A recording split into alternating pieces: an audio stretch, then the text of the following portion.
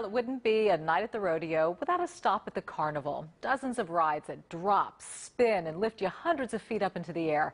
But with all the fun comes the serious job of making sure these rides are safe. Tonight, Channel 2 investigator Jace Larson reveals how inspectors check for problems and the kinds of injuries he discovered are most common at the rodeo carnival.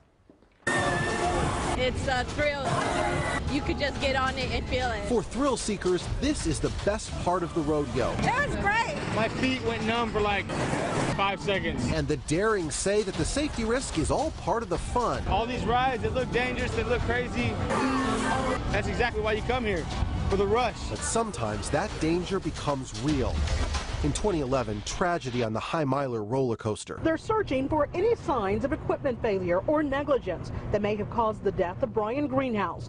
The 47-year-old plunged to his death from near the top of the ride. The next year, a 3-year-old was thrown from the techno jump. I just saw something fly off the ride and land basically right in front of me on the platform of the ride. It was a little kid. It was a little girl. Safety is foremost and paramount in our company. We do all that we can. The carnival company that provides the rides for the rodeo says the rides are inspected every day. When someone gets injured, it must be reported to the state. We did some investigating and found out in the last 4 years, 10 people have been injured, and that one person who we mentioned died. Pickett says most of the injuries are a result of riders not following the rules. I think it's important that parents take an active role in determining which rides are best suited to their children. For instance, the 3-year-old injured on the techno jump was riding with her brother, not her parent, which may have led to her falling out of the ride.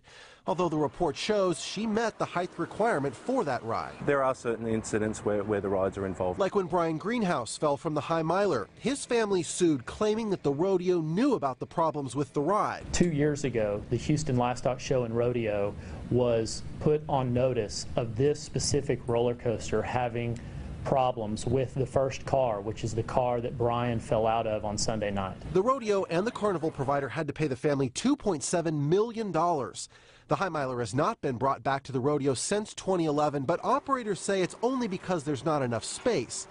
There are other attractions that have never left, like Survival Island, where a 4-year-old broke his leg last year. The Alien Abduction, where a 17-year-old cut open her head the year before. But patrons and parents we spoke to say they're not concerned. Oh, there's always a little bit of worry, but for the most part, I think they're safe out here. If it was a safety issue, they wouldn't be open right now. And you know, it's not just the rides. Many of us come out for a look at this, the food. It had us curious, how do they make sure that all of this is safe to eat? Well, we're working on that part of our story, and we'll have it tomorrow morning for you on Channel 2 during our 6 a.m. hour. At the rodeo, Jace Larson, KPRC Channel 2 News.